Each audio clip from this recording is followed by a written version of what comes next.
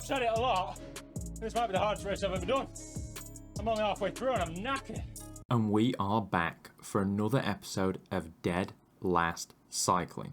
This time, we're racing with the Sea Slugs for Zwift Racing League Race 2, which features 4 laps of the Classic. 4 times up Jarvis KOM with little to no recovery in between. Absolutely horrible. Alright fellas, first ever points race. We've got point segments at the top of Jarvis and basically at the bottom of Jarvis. That's right, our first points race. For the uninitiated, ZRL points races function somewhat like micro races packed together. That's because you get points based on what position you pass under each banner. If 72 people are in your race and you pass under first, you get 72 points. Second, you get 71, and so on and so forth. The finish line also awards points in the same manner, and there are bonuses available for the fastest 5 times through each segment and the first 5 finishers. But those bonuses are small, only giving 10, 8, 6, 4 and 2, so not really worth the effort. I think the goal of this race is survive as long as possible, because that's going to get you first through the segments as many points, because everybody gets points for that. So if you spend watts moving from 30th to 20th, you end up blowing up 1 lap earlier and netting a lot less. You got to play the long game. So what that means for me is that this is familiar territory. Familiar territory of wheel suck. We had a familiar strategy of wheel sucking to my heart's content, and for the most part, we also had familiar faces racing with the slugs today. Got more or less the same slugs as last week. Tom, though, has been replaced by David for this week. Tom is helping another dirt team out. So we've got Tess, Chris, Paul, Jeff, David and I. And Chris, who was extremely strong last week, is my tip for a very good finish here. I'll be happy if I can get top 20. Since it's a points race, final finishing position doesn't actually matter that much. It's more about your overall position under each banner, but it's hard to remove yourself entirely from the scratch finish mindset. Anyone that watched last week's gravel race will know I've been having a problem with my trainer and bike moving forward when sprinting. With a lot of potential sprints in this race, I've applied what we'll call a temporary solution. I have attached an inner tube around a settee, like couch leg that's behind me and the back of my trainer. So I've basically got a bungee cord on the back of the trainer.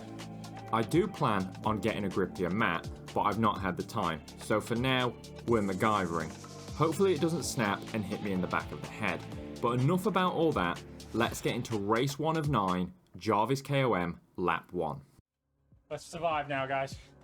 First lap. Keep it in a good gear. Very step climb. Push on the red, chill on the yellow. The climb had already started, but the segment itself doesn't start until you go by the little question mark icon. And whilst I said the fastest segment times weren't really worth the effort, it was pretty much guaranteed that the fastest times up Jarvis would be on the first lap when everyone was fresh and in a big group. And importantly, it's your time through the segment, not the time taken when the first rider enters and finishes. What that all means is that if you enter the climb towards the back of the peloton, like I did, and finish it towards the front, chances are you can pick up a few bonus points for basically free. Now, it's a bit of a risky strategy if you're not confident you can move up, but I knew with just a little squeeze during the steeper parts, which I'd make anyway, my positioning would sort itself out. We're in good position, lads. Both legs are stinging.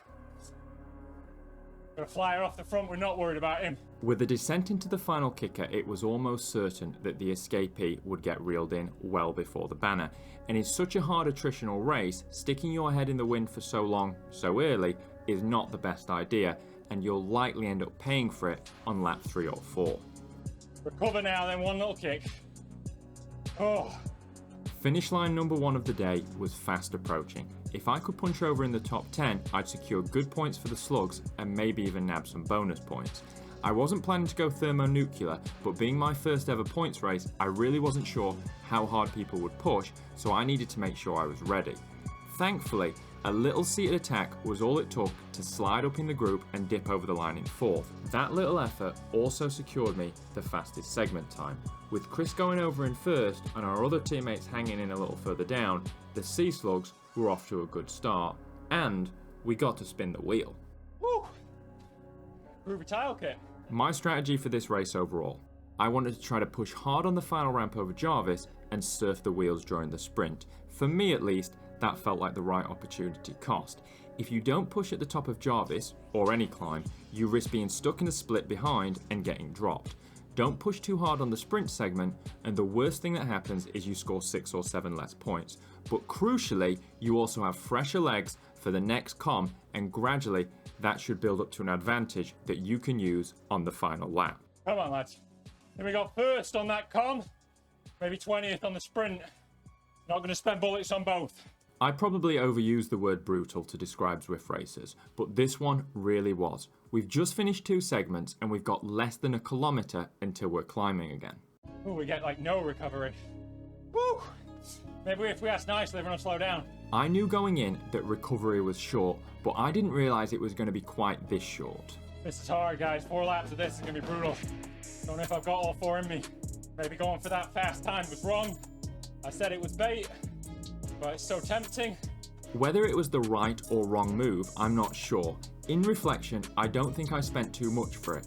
Either way though, we were into the thick of it, and for this lap I wanted to spend as little energy as I could to make sure I didn't blow up before the final lap. Give me some draft. Oh, I'm hurting. Oh, I should have been doing more VO2 repeat training.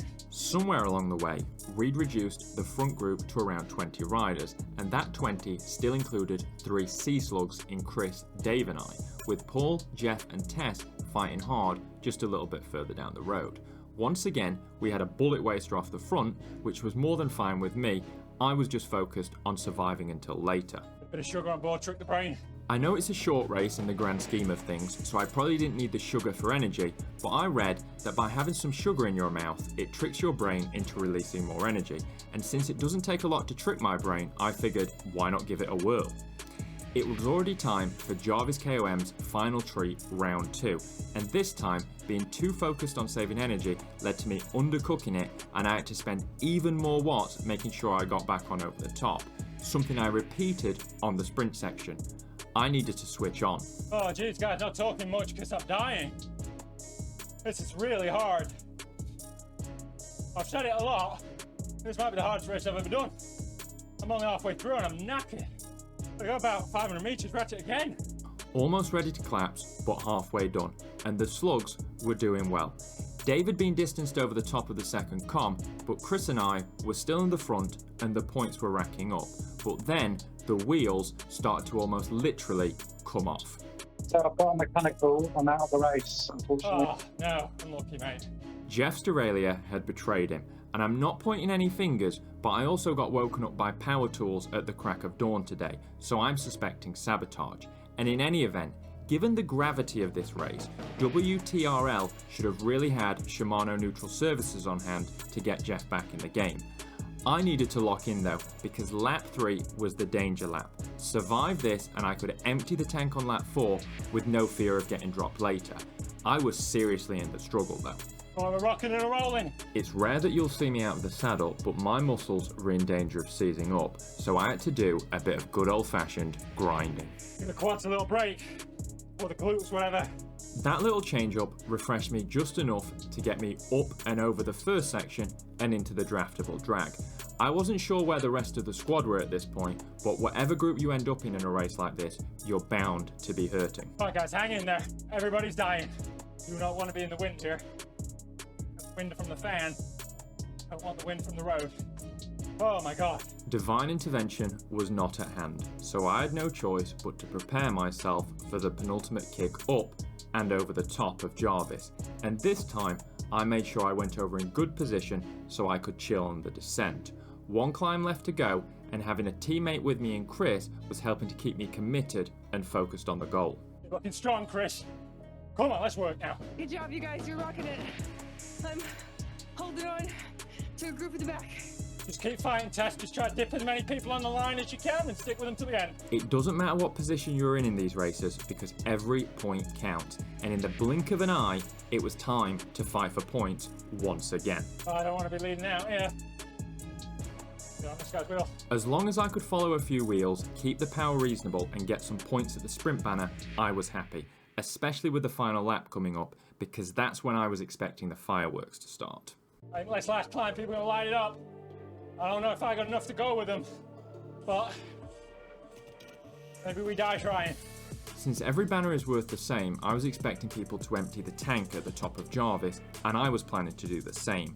With this much fatigue in the legs, it wouldn't be a huge kick, but splitting the group there would secure points not just for that banner, but likely the sprint banner and the finish line as well, a 3-for-1. Our pace on this final climb felt like it slowed to a crawl as nobody wanted to spend their energy driving us up it, which led to an escapee putting some real time into us. And I certainly wasn't going to be using my last half a matchstick chasing him down, especially with how I was feeling. Oh guys, I'm dying. Harder than last time, every time. Oh my God.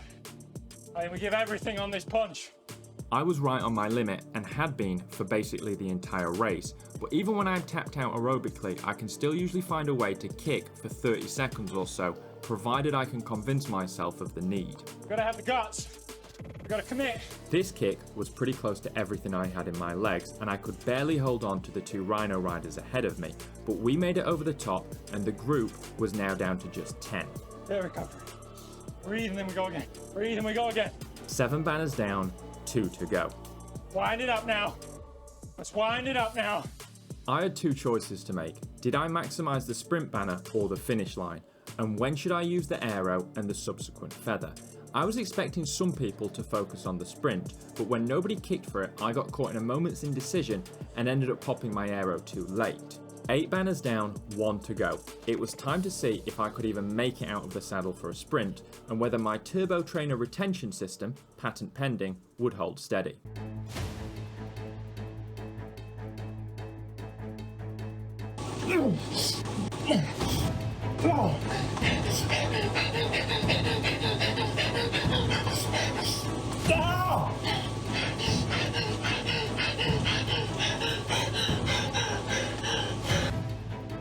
Ninth. I'll take 9th, guys. First ever points race. Oh my God. I just didn't have the pop. 9th. Chris, 2nd. Chris, 2nd. Yes, Chris. Yes, Chris. Well done, mate. The real placements will be about who had scored what points, but the reality is everyone wants that finish line the most, and 2nd place for Chris was a great result. The Slugs ended up coming in 5th and were in a tiebreaker for 3rd overall after 2 races. I scored the 7th most points today, so I'm pleased with the result for my first time out points racing. It was definitely a lot of fun in an excruciatingly painful kind of way. Oh my God. Oh, it's so hard. It's on the limit for like 25 minutes. Oh. Oh. Thanks for watching. Chapeau to my teammates. You got this far with me. If you can like, comment, or subscribe, I'd appreciate it. And provided I survive, I'll see you all next time. See you later.